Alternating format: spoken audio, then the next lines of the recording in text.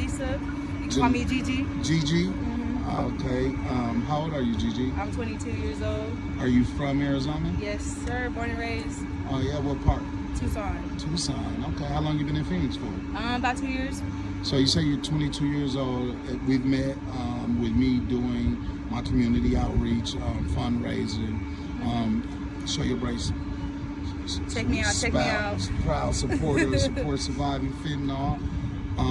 And we were just sitting here briefly talking. I was like, hey, we should get this on camera. I think your story could really help some kids or whatever. And you were saying, and this is one of the main things that I agree with on, is that in Arizona, drugs are sociable, right? So it's like you said, I'll let you tell them. How do you usually, what is your introduction with drugs usually? The only way I get drugs is it's handed to me, you know. People just give me drugs for no reason. They be like, you want to try? Basically, when you go outside, you could be walking down the street. Honestly, there'll be a lot of dealers, and they'll just ask you want to try this? And either you say yes or no. You feel me? And me, when I be walking down the street, I'm usually drunk and walking down the street, and I'd be like, yes. And that's the way I got introduced to that. Okay. And when you tried it, what form was it in? It was in pill form. You said you... The first time, I just swallowed it.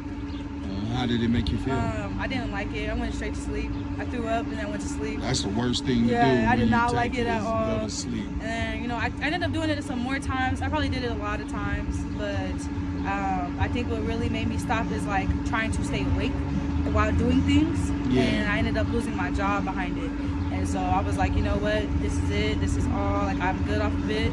That was about last year. Did you go through any withdrawals or anything? When I quit it completely? No, I didn't. The only thing I went through was throwing up. I kept throwing up. It's like scabs in my stomach. Oh, yeah? And my cousin told me it was the lining of my stomach. So basically, the fentanyl actually is eating away your stomach acid, kind of. It's like killing you from the inside.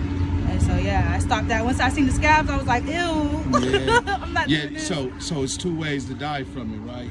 Instantly and then long termly, right? They say in the valley we lose 5 people a day to fentanyl overdose. So now when you were using this, how much were they once you start buying them? I never bought them. You never had to buy? I've never bought a fentanyl pill in my life. Any drug besides weed, I've never bought. Oh, yeah? And I've done a lot of drugs, but I've never bought any of them. It's always been given to me.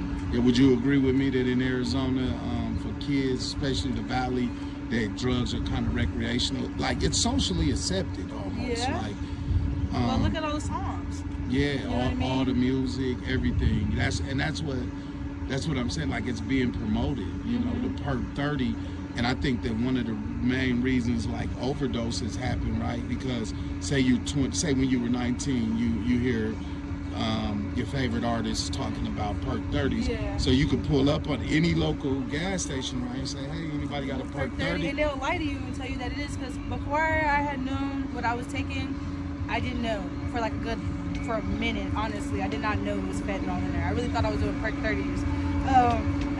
Come to find out it was not Perk 30s, because Perk 30s don't have you, slumped over and leaning like that and, throwing up like that. Like, no. It's very terrible. They be lying to you. Don't do that. It's not good for you.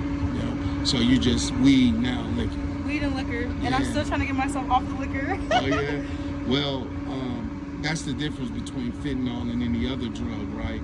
You live to see another day, right? With fentanyl, it could be your last time. Yeah, you never know. Now, honestly. When we wrap this up, I want you to talk to the young lady who was in your shoes 3 years ago, and what would you tell her about not using fentanyl? Honestly, if you're doing it just to be around the people you're around, to stick around them, cut them people off, because that drug is gonna slowly but surely is gonna take over your life.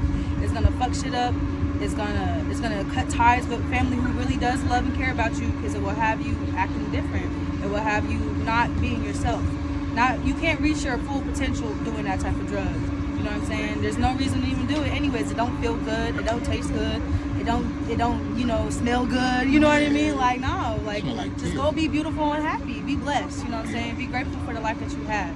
Yeah, well, you're a beautiful young lady. We're ecstatic that you chose to to lead them things along, you know what I'm saying? And hopefully this interview could be some inspiration, because there's some little girl somewhere going through exactly what you were going through. And then, you know, like I met a girl who, and it was her boyfriend, right? She was dating an older guy, and then that's how I got grew introduced up. to it. It was the dude I was messing with. Yeah, and then you get a little older, he likes younger girls, so he go get the next younger girl. You know what I'm saying? So God bless you, and thank you for the interview. Any sites or anything you want to shout out of your own? Feel me? If y'all want some clothes, you know, RTG all day long, you know what I'm saying? Get my Instagram. It's BAYBEE_JA3 for me. Let me know. And I'll put that in the captions or whatever. I'll make it pop up. Well, thank you for the interview, all right? Thank you.